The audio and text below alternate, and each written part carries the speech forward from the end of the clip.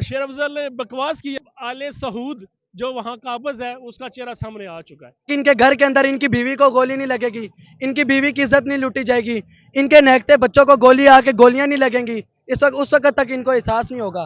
इनकी रूह जब गले में अटकेगी उस वक्त ये कहेंगे हाँ हम लोगों ने ये करना चाहिए था, लेकिन उस वक्त कोई वो आके डी चौक तोड़ने के लिए नहीं वर्गला रहे, वो पुलिस वालों पे गाड़ियां चलाने के लिए नहीं वर्गला रहे।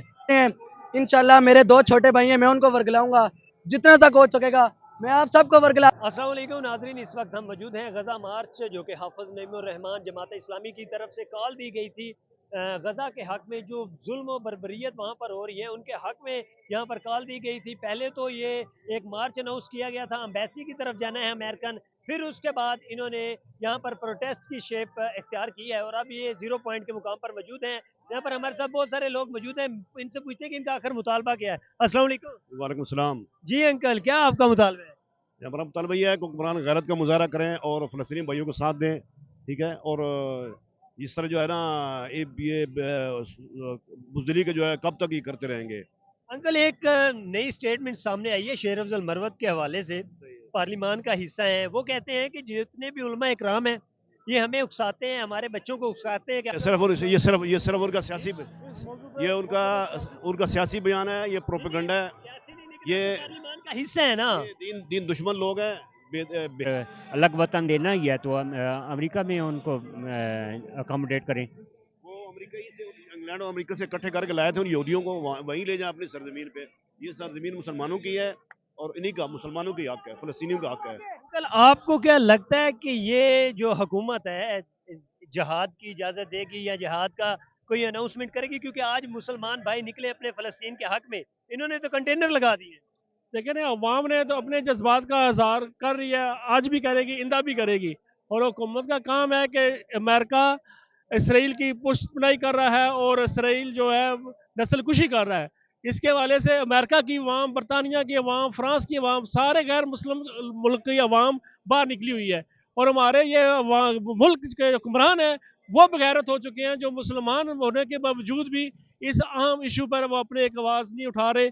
और अवाम का जो ये समंदर है, इंशाल्लाह इन हुक्मरानों को भी लेकर डुबोएगा समंदर में, और बाकी जो गैर मुस्लिम है वो भी इनका डूबे रहेंगे।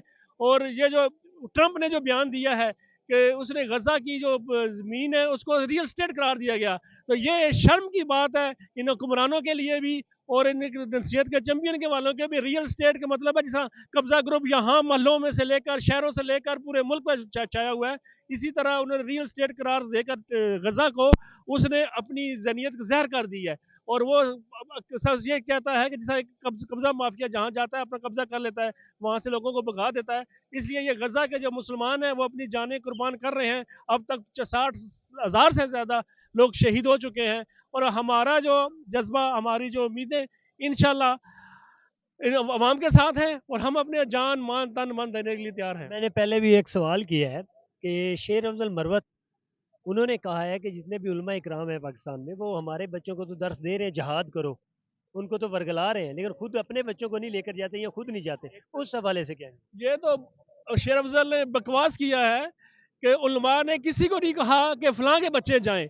उन्होंने कहा है कि जहाद पूरी उम्मत पर फ़र्ज़ है, ना सिर्फ पाकिस्तान में बल्कि जितने भी दुनिया के 1.25 अरब मुसलमान हैं उन पर जहाद फ़र्ज़ है। अब जिसने जान से देनी जहाद करना है, जिसने माल से करना है, जिसने आवाज़ उठानी है, या कम अज़ कम उनको दिल में तो बुरा समझना है ना, ये आपकी ज़िम्मेदारी है। उलमा ने 1953 में भी जब इस्लामी रियासत का कलमा के बात की, इस्लामी रियासत का पाकिस्तान का जो कानून है वो इस्लाम के मुताबिक हो, उस वक्त भी लिबरों ने यह कहा कि उलमा इकट्ठे नहीं होते। तो उलमा ने उस वक्त 22 निकात पेश किए कि ये हमारा आइन है, इसमें हम सारे इकट्ठे हैं। इसी तरह आज 80 साल बाद तमाम उलमा इकट्ठे हुए हैं, इसमें कोई अब उनका शक नहीं रहा कि फलां के फलां फलां कह रहा है, फलां फलां कह रहा है। तमाम उलमा ने कहा है कि जहाद पूरी उम्मत में फ़र्ज़ है, वो किसी कैटेगरी नहीं की। अब जिसका जितना हक है वो अपना अदा करे। 57 ममालिक को क्या पैगाम देना चाहते हैं जो उम्मत मुसलमान के?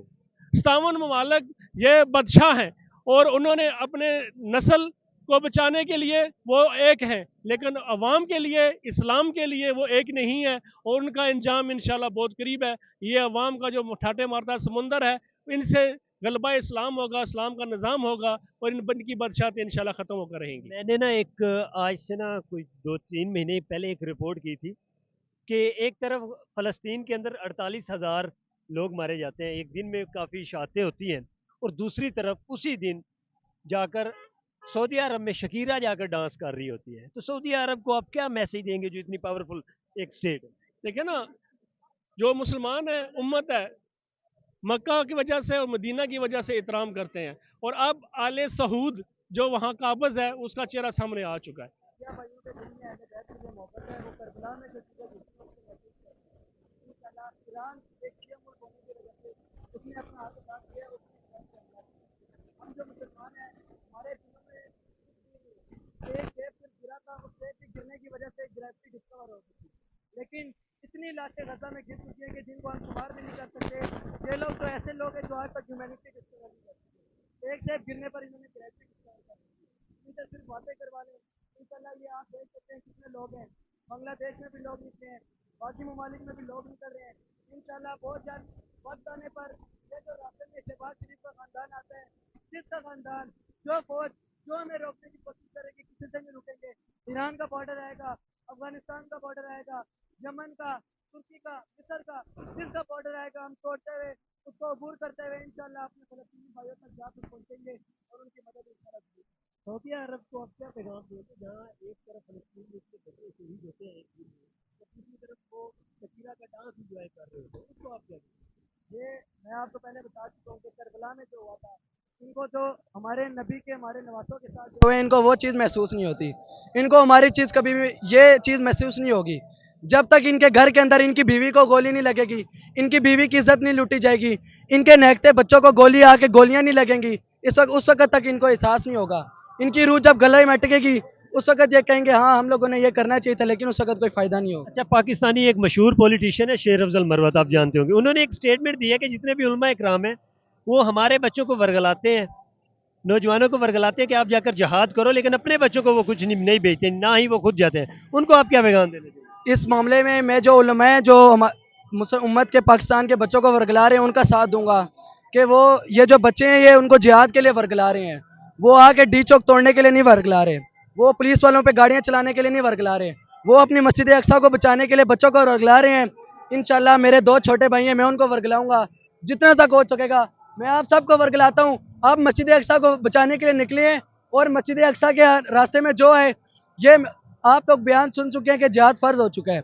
अब जितना आपसे मुमकिन हो वो आपका जिहाद होगा, चाहे आप 2 नफल पढ़ के आप उनके लिए दुआ करें या आप माली मदद करें, किसी भी तरह जिहाद लाजमी करें। तो मैं मुख्तसर ये करूँगा कि ये जो वर्गलाना है ये उस वर्गलाने से बेहतर है और ये वर्गलाना चाहिए। ठीक है, जज़ाकल्लाह।